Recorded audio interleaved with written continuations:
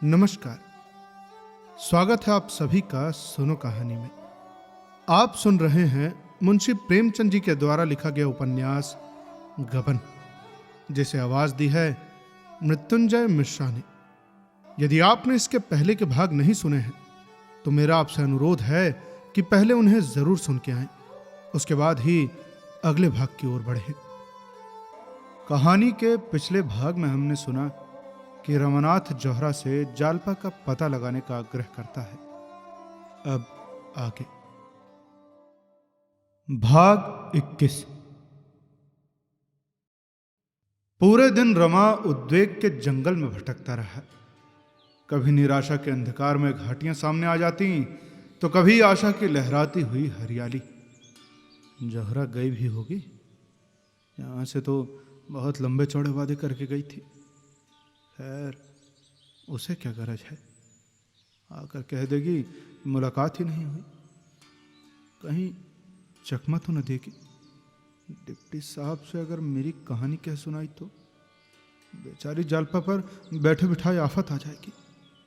क्या जौहरा इतनी नीच प्रकृति की हो सकती है?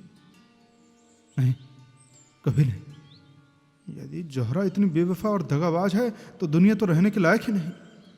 अरे, जितनी शीघ्र आदमी मुंह में कालिख लगा कर डूब मरे उतना ही अच्छा। नहीं, जौहरा मुझसे धोखा न करेगी। उसे वो दिन याद आए जब उसके दफ्तर से आते ही जालपा लपक कर उसकी जेब टटोलती थी तथा रुपए निकाल लेती थी। वही जालपा आज इतनी सत्यवादिनी हो गई। तब वो प्यार करने की चीज थी, अब वो उपासना की वस्तु है। जालपा, मैं तुम्हारे योग्य नहीं हूं। जिस शिखर पर तुम मुझे ले जाना चाहती हो वहां तक पहुंचने की ताकत मुझ में नहीं है। वहां पहुंचकर तो शायद मैं चक्कर खाकर गिर पड़ूंगा।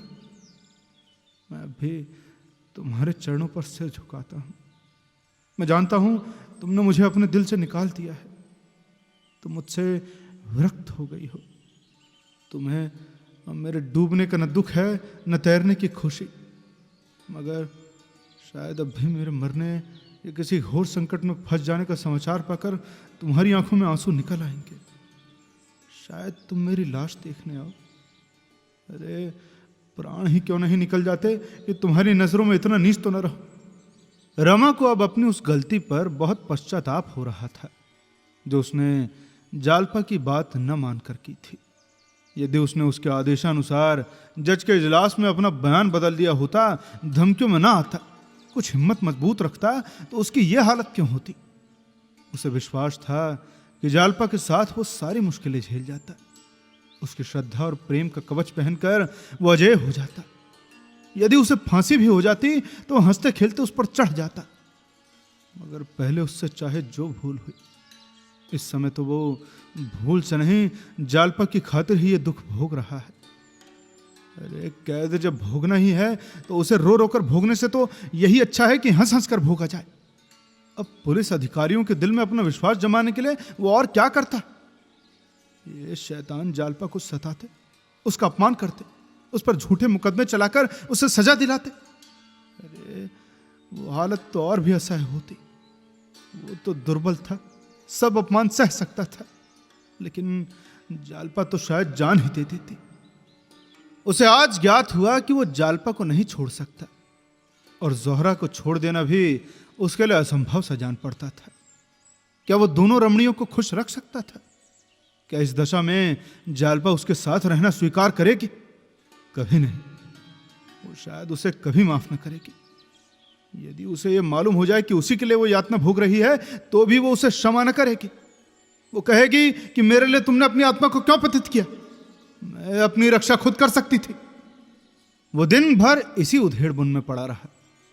आंखें सड़क की तरफ लगी हुई थी। नहाने का समय टल गया, भोजन का समय टल गया। उसे किसी बात की परवाह न थी। अखबार से दिल बहलाना चाहा, उपन्यास लेकर बैठा, मगर किसी काम में भी उसका मन न लगा। आज तो दारोगा जी भी नहीं आए। या तो रात की घटना से रुष्ट या लज्जित थे या फिर कहीं बाहर चले गए। रमा ने किसी से इस बारे में कुछ नहीं पूछा। सभी दुर्बल मनुष्यों की भांति रमा भी अपने पतन से शर्मसार था। वो जब एकांत में बैठता तो उसे अपनी हालत पर दुख होता। क्यों उसकी विलास वृत्ति इतनी प्रबल है। वो इतना विवेक शून्य न था कि अधोगति में भी प्रसन्न रहता। लेकिन ज्यों ही और लोग आ जाते, शराब की बोतलें आ जाती। जौहरा सामने आकर बैठ जाती तो उसका संपूर्ण विवेक और धर्म ज्ञान भ्रष्ट हो जाता। रात के 10 बज गए, मगर जौहरा का कहीं पता नहीं। फाटक बंद हो गया। रमा को अब उसके आने की आशा नहीं रही, लेकिन फिर भी उसके कान लगे हुए थे। आखिर बात क्या हुई कि जालपा उसे मिली ही नहीं या वो गई ही नहीं। उसने इरादा किया यदि कल वो ना आई तो उसके घर पर किसी को भेजूंगा। उसे 2-1 झपकियां आई और सुबह हो गई। फिर वही विकलता आरंभ हुई। किसी को उसके घर भेजकर बुलवाना चाहिए। कम से कम ये तो मालूम हो जाए कि वो घर पर है अथवा नहीं। दारोगा के पास जाकर बोला, रात को तो आप आपे में ही नहीं थे। दारोगा ने ईर्ष्या को छिपाते हुए कहा, अरे ये बात नहीं थी, मैं महज आपको छेड़ रहा था भाई। रमानाथ, जौहरा रात आई नहीं, जरा किसी को भेजकर मालूम तो करिए कि आखिर बात क्या है, कहीं रुष्ट तो नहीं हो गई। दारोगा ने बेदिली से कहा, अरे उससे गरज होगी स्वयं आएगी, किसी को भेजने की जरूरत नहीं है। रमा ने फिर आग्रह न किया। समझ गया कि हजरत रात बिगड़ गए। खामोशी से वहां से चला आया। अब किससे कहे, और किसी से यह बात कहना लज्जास्पद मालूम होता था। लोग समझेंगे कि ये महाशय एक ही रसिया निकले। दारोगा से तो फिर भी कुछ घनिष्ठता हो गई थी। 1 हफ्ते तक उसे जौहरा के दर्शन नहीं हुए। अब उसे उसके आने की कोई आशा न थी। रमा ने सोचा कि आखिर बेवफा निकली। उससे कुछ आशा करना मेरी भूल थी, अथवा मुमकिन है कि पुलिस अधिकारियों ने उससे आने की मनाही कर दी हो। लेकिन कम से कम मुझे एक पत्र तो लिख लिया होता। मुझे बहुत धोखा हुआ। व्यर्थ उससे अपने दिल की बात की। कहीं लोगों से कह दे तो उल्टी आते गले पड़ जाए। पर जौहरा बेवफाई नहीं कर सकती।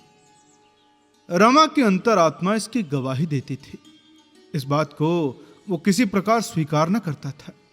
शुरू के 10-5 दिन तो जरूर जौहरा ने उसे लुब्ध करने का प्रयास किया था।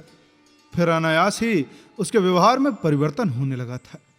वो क्यों बार बार सजल नेत्र होकर कहती थी, बाबूजी मुझे भूल मत जाना।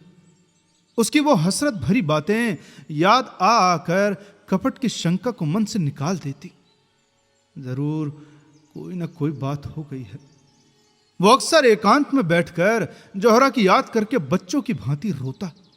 शराब से तो उसे नफरत हो गई। दरोगा जी आते, इंस्पेक्टर साहब आते, पर रमा को उनके साथ 10-5 मिनट बैठना भी अखरता था। वो चाहता था कि मुझे कोई न छेड़े, कोई कुछ न बोले। रसोइयां खाने पर बुलाने आता तो उसे घुड़क देता। कहीं घूमने या सैर की उसे इच्छा नहीं होती। यहां कोई उसका हमदर्द न था, कोई उसका मित्र न था। एकांत में मन मारे बैठे रहने में ही उसके मन को शांति होती थी। उसके स्मृतियों में भी अब कोई आनंद न था। नहीं, वो स्मृतियां भी जैसे उसके हृदय से मिट गई थी। एक तरह का विराग उसके दिल पर छाया रहता था। 7वां दिन था। 8 बज गए थे। आज एक बहुत बढ़िया फिल्म होने वाली थी। एक प्रेम कथा थी। दारोगा जी आकर रमा से बोला तो वो चलने को तैयार हो गया। वो कपड़े पहन ही रहा था कि जौहरा आ पहुंची। रमा ने उसकी तरफ एक बार आंख उठाकर देखा, फिर दर्पण में अपने केस संवारने लगा। न कुछ बोला, न कुछ कहा। हां, जौहरा का वो सादा आभरणहीन स्वरूप देखकर उसे कुछ आश्चर्य जरूर हुआ। वो केवल एक सफेद साड़ी पहने हुए थी। आभूषण का एक तार भी उसके शरीर पर न था। ओंठ मुरझाए हुए और चेहरे पर क्रीड़ामयी चंचलता की जगह तेजमय गंभीरता झलक रही थी। वो 1 मिनट खड़ी रही, तब रमा के पास आकर बोली, क्या मुझसे रूठे हो? बेकसूर, बिना कुछ पूछे गाछे। रमा ने फिर भी कुछ उत्तर न दिया। जूते पहनने लगा। ज़ोहरा ने उसका हाथ पकड़कर कहा, क्या ये खफकी इसलिए है कि मैं इतने रोज आई क्यों नहीं? रमा ने रुखाई से उत्तर दिया, अगर तुम अब भी ना आती तो मेरा क्या अख्तियार था? तुम्हारी दया है कि तुम चली आई। ये कहने के साथ ही उसे विचार आया कि मैं इसके साथ अन्याय कर रहा हूं। लज्जित नेत्रों से उसकी तरफ ताकने लगा। ज़ोहरा ने मुस्कुरा कर कहा, लो, ये अच्छी दिल लगी है। आपने ही तो एक काम सौंपा था और जब वो कार्य करके लौटी तो आप बिगड़ रहे हैं। क्या तुमने वो काम इतना सरल समझा था कि चुटकी बजाने में पूर्ण हो जाएगा? तुमने मुझे उस देवी से वरदान लेने भेजा था जो ऊपर से तो पुष्प है पर भीतर से पत्थर है, जो इतनी नाजुक होकर भी इतनी मजबूत है। रमा ने बेदली से पूछा, अरे वो आखिर है कहां? क्या कर रही है? ज़ोहरा, वो उसी दिनेश के घर है जिसको फांसी की सजा हो गई है। उसके 2 बालक हैं, औरत है और माँ है। दिन भर उन्हीं के बच्चों को खिलाती है। बूढ़िया के लिए नदी से जल लाती है, घर का सारा कामकाज खुद करती है और उनके लिए बड़े बड़े आदमियों से चंदा मांग लाती है। दिनेश के घर में न कोई जायदाद थी न रुपए थे। वो लोग बड़ी तकलीफ में थे। कोई उनका सहायक तक न था जो जाकर उन्हें सांत्वना तो देता। जितने साथी सोहबत थे सब के सब मुंह छिपा बैठे। 2-3 फांके तक हो चुके थे, तब जालपा ने जाकर उनको जीवन दिया। रमा की सारी बेदली गायब हो गई। जूता छोड़ दिया और कुर्सी पर बैठकर बोला, तुम खड़ी क्यों हो? आराम से बताओ ना। तुमने तो बीच में से कहना शुरू किया। एक बात भी मत छोड़ना। तुम पहले उसके पास कैसे पहुंची, पता कैसे लगा, सारा बताओ। ज़ोहरा, कुछ नहीं, पहले उसी देवीदीन खटिक के पास गई। उसने दिनेश का घर का पता दिया, चटपट जा पहुंची। रमानाथ, तो तुमने जाकर उसे पुकारा? तुम्हें देखकर कुछ चौंकी तो नहीं ना? कुछ झिझकी तो अवश्य होगी। ज़ोहरा मुस्कुरा कर बोली, मैं इस रूप में न थी। देवी दीन के घर से मैं अपने घर गई तथा ब्रह्म समाजी लेडी का स्वांग भरा। न जाने मुझ में ऐसी कौन सी बात है जिससे दूसरों को तुरंत पता लग जाता है कि मैं कौन हूं या फिर क्या हूं। और ब्रह्मी लेडियों को देखती हूं तो कोई उनकी ओर आंखें तक नहीं उठाता। मेरा पहनावा ओढ़ावा वही है। मैं भड़कीले कपड़े अथवा फजूल के गहने बिल्कुल नहीं पहनती, फिर भी सब मेरी ओर आंखें फाड़ फाड़ कर देखते हैं। क्या करूं, मेरी असलियत नहीं छिपती। और यही खौफ मुझे था कि जालपा भांप न जाए। लेकिन फिर मैंने दांत खूब साफ कर लिए थे, पान का निशान तक नहीं था। मालूम होता था कि किसी कॉलेज की लेडी टीचर होगी। हाँ, तो फिर इस सूरत में मैं वहां पहुंची। ऐसी सूरत बना ली कि वो क्या कोई भी न भांप सकता था। पल्ला ढका रह गया। मैंने दिनेश की माँ से कहा, मैं यूनिवर्सिटी में पढ़ती हूँ माँ जी। और फिर अपना घर मुंगेर बतलाया। बच्चों के लिए मिठाई ले गई थी। हमदर्द का पाठ खेलने गई थी और मेरा विचार है कि मैंने खूब खेला। दोनों औरतें बेचारी रोने लगी। मैं भी जब्त न कर सकी। उनसे कभी कभी मिलते रहने का वचन दिया। तभी जालपा इसी बीच में गंगा जल लिए पहुंची। मैंने तभी दिनेश की माँ से पूछा, क्या ये कहारी है माँ जी? उसने कहा कि नहीं, ये भी तुम्हारी ही भांति हम लोगों के दुख में शरीक होने आ गई है। यहाँ इनका पति किसी दफ्तर में नौकर है और तो कुछ नहीं मालूम बेटा। प्रतिदिन सवेरे आ जाती है और बच्चों को खिलाने ले जाती है। मैं अपने हाथ से गंगा जल लाया करती थी, मुझे रोक दिया और खुद लाती है। हमें तो इन्होंने जीवन दान दिया बेटी, कोई आगे पीछे नहीं था। बच्चे दाने दाने को तरसते थे, मगर जब से ये आ गई है हमें कोई दुख नहीं है। न जाने किस शुभ कर्म का ये वरदान हमें मिला है। हाँ, तो उस घर के समक्ष एक छोटा सा पार्क है। मोहल्ले भर के बच्चे वहीं खेला करते हैं। शाम हो गई थी। जालपा देवी ने दोनों बच्चों को साथ लिया और पार्क की ओर चली। मैं जो मिठाई ले गई थी ना, उसमें से बूढ़ी ने एक एक मिठाई दोनों बच्चों को दे दी। दोनों कूद कूद कर नाचने लगे। बच्चों की इस खुशी पर मुझे तो रोना आ गया। दोनों मिठाइयाँ खाते हुए फिर जालपा के संग हो लिए। जब पार्क में दोनों बच्चे खेलने लगे तब जालपा से मेरी वार्ता होने लगी। रमा ने कुर्सी और करीब खींच ली और आगे झुक गया। बोला, अच्छा तो तुमने किस प्रकार बातचीत शुरू की? ज़ोहरा, कह तो रही हूं। मैंने पूछा, जालपा देवी तुम कहाँ रहती हो? घर की दोनों स्त्रियों से तुम्हारी बढ़ाई सुनकर तुम्हारी दीवानी हो गई हूं। रमानाथ, यही लफ्ज कहा था तुमने? हाँ, जरा मजाक करने की सूझी थी। तो वो मेरी ओर ताज्जुब से देखकर बोली, तुम तो बंगाली नहीं मालूम होती, इतनी स्पष्ट हिंदी कोई बंगाली नहीं बोलती। मैंने कहा, मैं मुंगेर की रहने वाली हूं और वहां मुसलमानी औरतों के संग बहुत मिलती जुलती रहती हूं। आपसे कभी कभी मिलने का मन चाहता है। आप कहाँ रहती हैं? कभी कभी 2 घड़ी के लिए चली आऊंगी। आपके पास पल दो पल बैठकर मैं भी आदमियत सीख जाऊंगी। तो इस पर जालपा ने शर्मा कर कहा, तुम तो मुझे बनाने लगी। कहाँ तुम कॉलेज की पढ़ाने वाली, कहाँ मैं अनपढ़ गवार औरत। तुमसे मिलकर मैं अलबत्ता इंसान बन जाऊंगी। ऐसा करो, जब मन चाहे यहीं चली आना, यही मेरा घर समझो। तो इस पर मैंने कहा, तुम्हारे स्वामी जी ने तुम्हें इतनी स्वतंत्रता दे रखी है? बड़े अच्छे ख्यालों के आदमी होंगे भाई। किस दफ्तर में कार्यरत हैं? तो इस पर वो अपने नाखूनों को देखते हुए बोली, पुलिस में उम्मीदवार हैं। मैंने ताज्जुब से पूछा, अरे पुलिस के आदमी होकर वो तुम्हें यहां आने की स्वतंत्रता दे देते हैं? वो इस प्रश्न के लिए तैयार नहीं मालूम होती थी। कुछ चौंक कर बोली, वो मुझसे कुछ नहीं कहते। मैंने उनसे यहां आने की बात नहीं कही। वो घर पर बहुत कम रहते हैं, यहीं पुलिस वालों के संग रहते हैं। जालपा ने एक साथ 3 जवाब तो दिए, फिर भी उन्हें शक हो रहा था कि इनमें से कोई जवाब इत्मीनान के लायक नहीं है। वो कुछ खिसियानी सी होकर फिर दूसरी ओर ताकने लगी। मैंने फिर पूछा, जालपा तुम अपने स्वामी से कहकर किसी प्रकार मेरी मुलाकात उस मुखबिर से करा सकती हो क्या? वही जिसने इन कैदियों के खिलाफ बयान दिए हैं।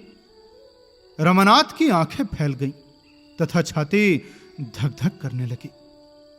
ज़ोहरा बोली, ये सुनकर जालपा ने मुझे चुभती हुई नजरों से देखकर पूछा, तुम उनसे मिलकर क्या करोगी? मैंने कहा, तुम मुलाकात करा सकती हो अथवा नहीं, मैं उनसे यही पूछना चाहती हूं कि तुमने इतने आदमियों को फंसाकर क्या पाया भाई? मैं तो बस जरा ये देखना चाहती हूं कि भला वो क्या उत्तर देते हैं। जालपा का चेहरा कठोर पड़ गया। बोली, वो ये कह सकता है कि मैंने अपने लाभ के लिए किया। सभी आदमी अपना लाभ सोचते हैं। मैंने भी सोचा, जब पुलिस के सैकड़ों आदमियों से कोई प्रश्न नहीं करता तो उससे सवाल क्यों किया जाए? इससे कोई फायदा नहीं। तो इस पर मैंने कहा, अच्छा जालपा, मान लो तुम्हारा पति ऐसी गवाही करता तो तुम क्या करती? जालपा ने मेरी तरफ सहमी हुई आंखों से देखकर कहा, तुम मुझसे ये प्रश्न क्यों करती हो? अरे तुम खुद अपने दिल में इसका उत्तर क्यों नहीं ढूंढती? मैंने कहा, मैं तो उनसे कभी न बोलती, न कभी उनकी शक्ल देखती। तो इस पर उसने भी गंभीर चिंता के भाव से कहा मुझसे, बहन शायद मैं भी ऐसा ही समझती अथवा न समझती, कुछ कह नहीं सकती। आखिर पुलिस के अफसरों के घर में भी तो स्त्रियां हैं, वो क्यों नहीं अपने आदमियों को कुछ कहती? जिस प्रकार उनके हृदय अपने मर्दों के से हो गए हैं, संभव है कि मेरा हृदय भी वैसा ही हो जाता। और फिर इतने में अंधेरा हो गया। जालपा देवी ने कहा, अच्छा बहन, मुझे देर हो रही है, बच्चे संग है, कल हो सके तो फिर मिलिएगा। आपकी बातों में बहुत आनंद आता है।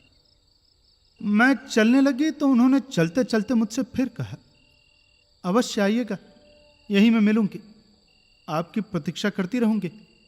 लेकिन फिर 10 ही कदम के पश्चात फिर रुक कर बोली, अरे देखो ना, मैंने तो आपका नाम ही नहीं पूछा। अभी तुमसे बातें करने से जी नहीं भरा। देर नहीं हो रही हो तो फिर आओ, कुछ देर और गपशप करें। भाई मैं तो चाहती ही यही थी। मैंने अपना नाम ज़ोहरा बोल दिया। तभी रमा ने पूछा, सच सच बोलती हो? ज़ोहरा, हाँ, अरे हरज क्या था? पहले तो जालपा भी जरा चौंकी, मगर फिर कोई बात न थी। समझ गई होगी कि बंगाली मुसलमान होगी। इसके बाद हम दोनों उसके घर गए। उस छोटे से कटघरे में न जाने वो कैसे बैठती है।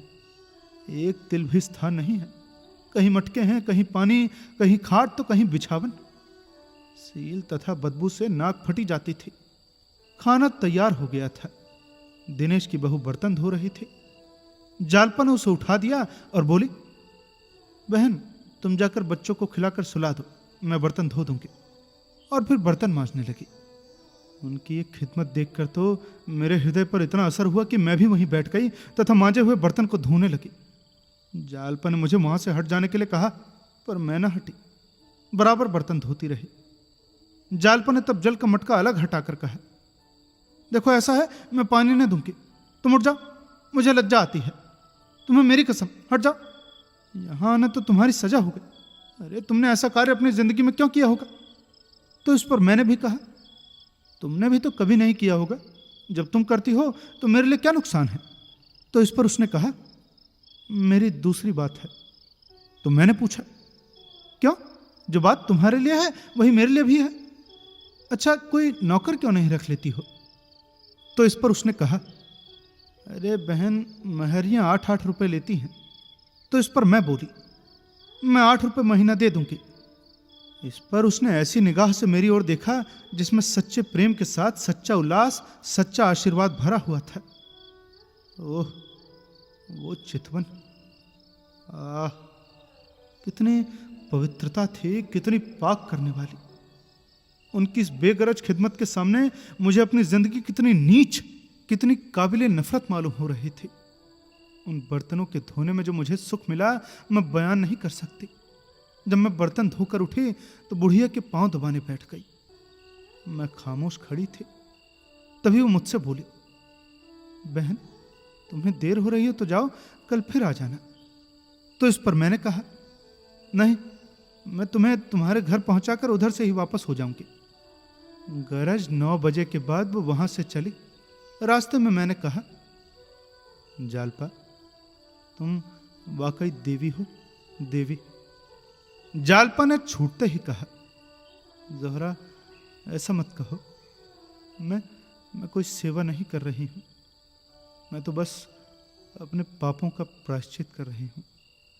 मैं बहुत दुखी हूं। अरे मुझसे बड़ी अभागिनी दुनिया में न होगी। मैंने अनजान बनकर कहा, अरे इसका अर्थ मैं नहीं समझी। उसने सामने देखते हुए कहा, कभी समझ जाओगे, मेरा प्रायश्चित इस जन्म में नहीं पूरा होगा, इसके लिए तो मुझे कई जन्म लेने पड़ेंगे। तो इस पर मैंने कहा, तुम तो मुझे चक्कर में डाल देती हो बहन, मेरी तो समझ में कुछ नहीं आ रहा।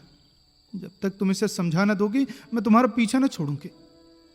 तो इस पर उसने एक लंबी सांस लेकर कहा, ज़ोहरा किसी बात को स्वयं छिपाए रहना इससे ज्यादा आसान है कि दूसरों पर वो भार रखूं। मैंने आहत कंठ से कहा, हाँ पहली मुलाकात में यदि आपको मुझ पर इतना एतबार न हो तो मैं आपको दोष न दूंगी, मगर कभी न कभी आपको मुझ पर एतबार करना पड़ेगा, मैं आपको छोड़ूंगी नहीं। इसके बाद कुछ दूर तक हम दोनों चुपचाप चलती रही।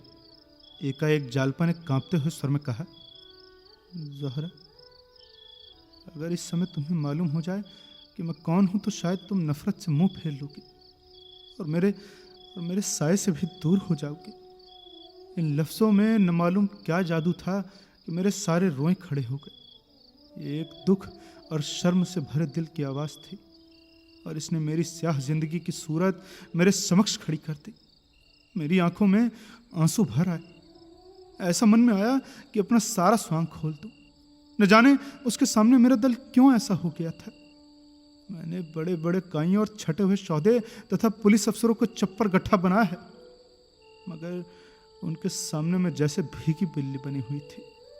फिर मैंने जाने कैसे अपने को संभाल लिया। मैं बोली तो मेरा गला भी भरा हुआ था, ये तुम्हारा विचार गलत है देवी। शायद तब मैं तुम्हारे पैरों पर गिर पड़ूंगी। अपनी अथवा अपनों की बुराइयों पर शर्मिंदा होना सच्चे दिल का काम है। तो इस पर उसने कहा, लेकिन तुम मेरा हाल जानकर करोगी क्या? सिर्फ इतना ही समझ लो कि एक गरीब अभागिनी औरत हूं, जिसे अपने ही जैसे अभागे और गरीब आदमियों के संग मिलने जुलने में सुख मिलता है। वो इसी प्रकार बार बार टालती रही, लेकिन मैंने पीछा न छोड़ा। आखिर उसके मुंह से बात निकाल ही ली। तभी रमा ने कहा, इतना नहीं जोहरा, सब कुछ कहना पड़ेगा, सब कुछ बताओ। जोहरा, अरे अब आधी रात तक की कहानी कहां तक सुनाओ, घंटों लग जाएंगे, घंटों। तुम बस यही समझो कि जब मैं बहुत पीछे पड़ी तो उन्होंने आखिर में कहा, बहन, मैं उसी मुखबिर की बदनसीब पत्नी हूं जिसने इन कैदियों पर यह आफत ढाई है। और ये कहते कहते वो रो पड़ी। फिर थोड़ी आवाज को संभाल कर बोली, हम लोग इलाहाबाद के रहने वाले हैं। एक ऐसी बात हुई कि इन्हें वहां से भाग जाना पड़ा। किसी से कुछ कहा नहीं, न सुना, और भाग आए। कई महीनों बाद पता चला कि ये यहां है। रमा ने कहा, इसका भी किस्सा है, तुमसे बताऊंगा कभी। जालपा के अलावा और किसी को ये न सूझती। जोहरा बोली, ये सब तो मैंने दूसरे रोज जान लिया। अब मैं तुम्हारे रग रग से वाकिफ हो गई। जालपा मेरी सहेली है, शायद ही अपनी कोई बात उन्होंने मुझसे राज रखी हो। कहने लगी, जोहरा, मैं बहुत मुसीबत में फंसी हुई हूँ। एक तरफ तो एक आदमी की जान और कई खानदानों की तबाही है, दूसरी तरफ अपनी ही तबाही है। मैं चाहूँ तो आज इन सबों की जान बचा सकती हूँ। मैं अदालत को ऐसा सबूत दे सकती हूँ कि फिर मुखबिर की गवाही की कोई हकीकत ही न रह जाएगी। पर मुखबिर को सजा से नहीं बचा सकती।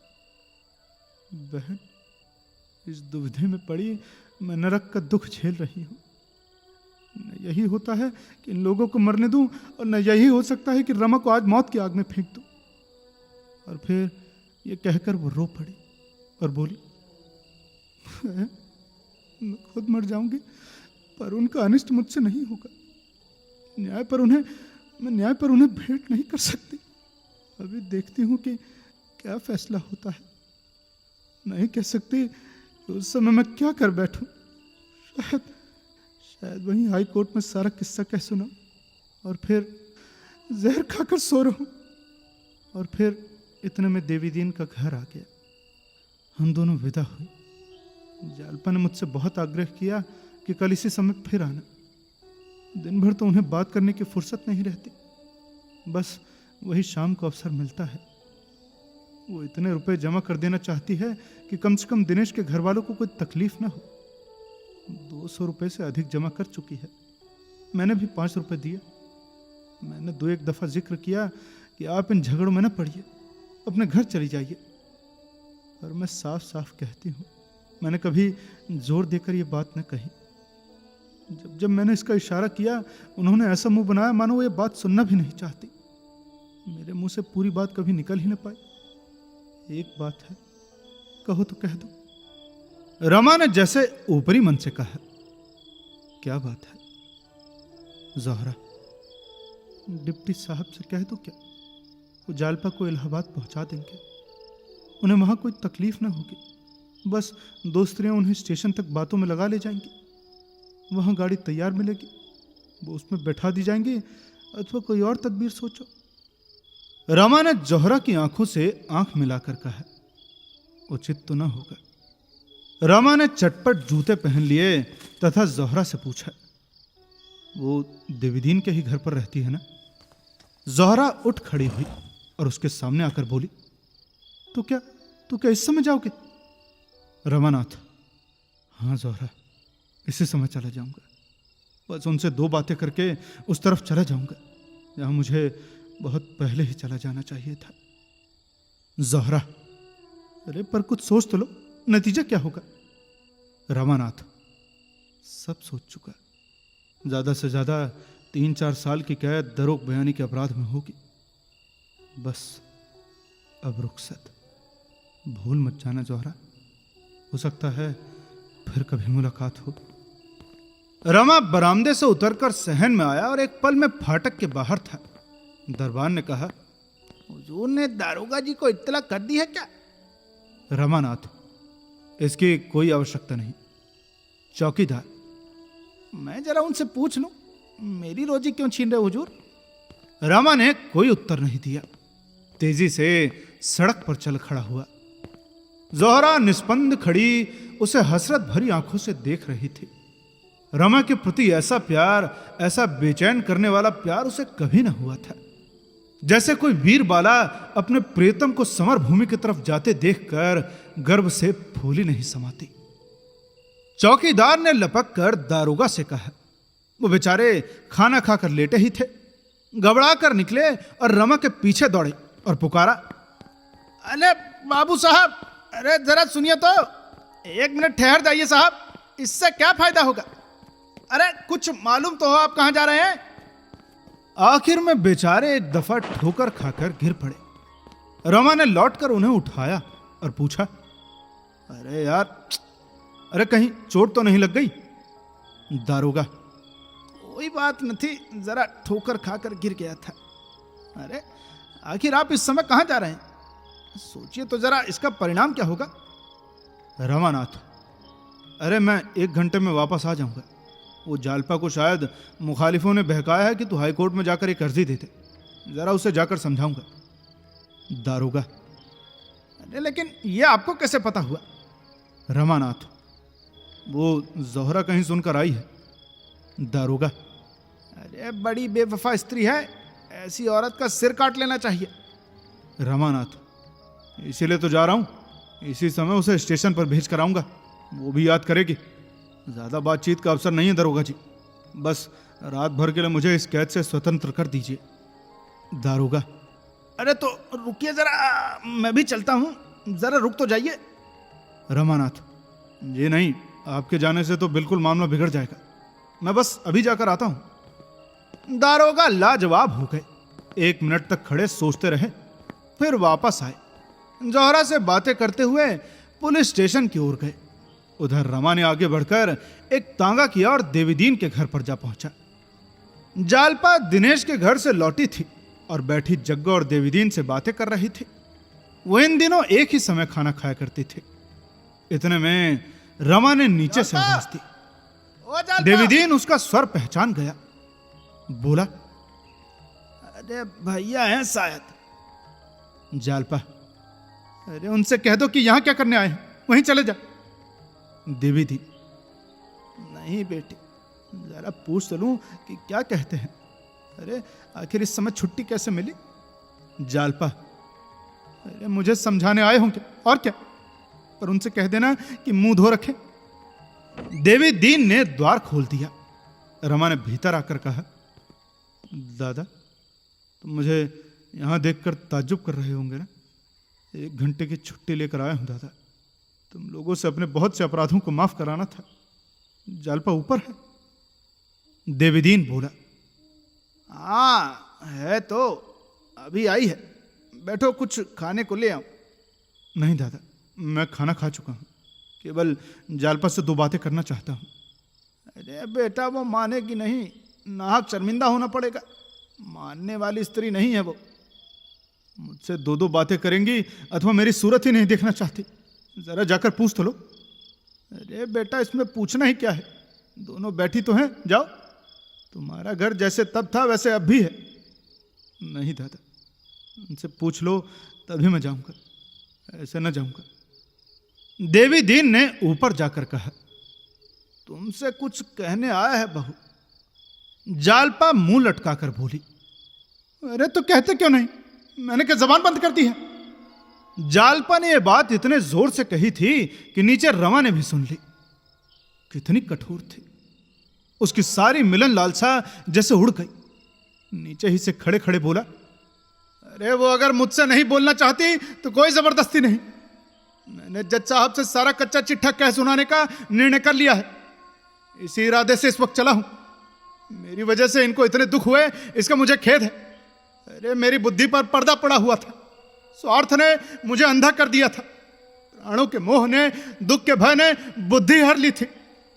कोई ग्रह सिर पर सवार था दादा, लेकिन इनके अनुष्ठानों ने उस ग्रह को शांत कर दिया। शायद 2-4 वर्ष के लिए सरकार की मेहमानी खानी पड़े, लेकिन मुझे इसका भय नहीं। जीता रहा तो फिर भेंट होगी। नहीं, मेरी बुराइयों को क्षमा करना और मुझे भूल जाना। तुम भी देवी दादा और दादी मेरे अपराधों को क्षमा करना। तुम लोगों ने मेरे ऊपर जो दया की है वो मरते दम तक न भूलूंगा। अगर जीता लौटा तो शायद तुम लोगों की कुछ सेवा कर सकूं। मेरी तो जिंदगी व्यर्थ हो गई, न दीन का हुआ न दुनिया का। ये भी कह देना कि उसके गहने भी मैंने चुराए थे। अरे सर्राफ को देने के लिए रुपए न थे और गहने लौटाना आवश्यक था, इसलिए ये कुकर्म भी करना पड़ा। अरे उसी का परिणाम तो आज तक भोग रहा हूं और शायद जब तक प्राण न निकल जाएंगे तब तक भोगता रहूंगा। यदि उसी वक्त सफाई से सारी कथा कह दी होती तो चाहे उस समय इन्हें बुरा लगता, लेकिन ये विपत्ति तो सिर पर ना आती। तुम्हें भी मैंने धोखा दिया था दादा। मैं ब्राह्मण नहीं हूं, कायस्थ हूं। तुम जैसे देवता से भी मैंने धोखा किया। न जाने अब इसका क्या दंड मिलेगा। सब कुछ माफ करना दादा, बस यही कहने आया था। चलता हूं। रमा बरामदे के नीचे उतर पड़ा और तेजी से कदम उठाता हुआ वहां से चला गया। जालपा भी कोठे से उतरी, पर नीचे आई तो रमा का पता न था। बरामदे के नीचे उतरकर देवीदीन से बोली, किधर किधर गए दादा? देवीदीन बोला, मैंने कुछ नहीं देखा बहू। मेरी आंखें तो आंसू से भीगी हुई थी। अरे वो अब न मिलेंगे, भागते हुए गए थे। जालपा कई मिनट तक सड़क पर निस्पंद सी खड़ी रही। अरे उन्हें कैसे रोकूं? इस समय वो कितने दुखी, कितने उदास। अरे मेरे सिर पर न जाने क्या शैतान सवार था कि उन्हें बुला न लिया। अरे भला भविष्य का हाल कौन जानता है, न जाने कब मिलन होगा। विवाहित जीवन के इन 2-2.5 वर्षों में कभी उसका हृदय अनुराग से इतना प्रकंपित न हुआ था। विलासिनी रूप में वो सिर्फ प्रेम के आवरण के दर्शन कर सकती थी। आज त्यागिनी बनकर उसने उसका असली रूप देखा। कितना मनोहर, कितना विशुद्ध, कितना विराट, कितना तेजमय। विलासिनी ने प्रमोद्यान की दीवारों को देखा था, वो उसी में प्रसन्न थी। त्यागिनी बनकर उस उद्यान के भीतर पहुंच गई थी। कितना रम्य दृश्य था, कितनी खुशबू, कितनी वैचित्र और कितना विकास। इसकी सुगंध में, इसकी रम्यता में देवत्व भरा हुआ था। प्रेम अपने उच्च स्थान पर पहुंचकर देवत्व से मिल जाता है। जालपा को अब कोई शक नहीं है। इस प्रेम को पाकर वो जन्म जन्मांतरों तक सौभाग्यवती बनी रहेगी। इस प्रेम ने उसे वियोग, परिस्थिति और मृत्यु के डर से मुक्त कर दिया, उसे अभय प्रदान कर दिया। इस प्रेम के सामने अब संपूर्ण संसार और उसका अखंड वैभव भी तुच्छ है। तभी इतने में जोहरा आ गई। जालपा को पटरी पर देखकर बोली, वहां क्यों खड़ी हो बहन? आज तो मैं ना आ सकी। चलो, आज मुझे तुमसे बहुत सारी बातें करनी है। दोनों ऊपर चली गई। अब कहानी में आगे क्या होता है ये जानने के लिए जुड़े रहिए सुनो कहानी के साथ। तब तक के लिए सुनते रहिए सुनो कहानी की अन्य कहानियां। और यदि कहानी पसंद आई हो तो शेयर करिए अपने दोस्तों के साथ और अपने फैमिली के साथ। मिलते हैं अगले भाग में। धन्यवाद।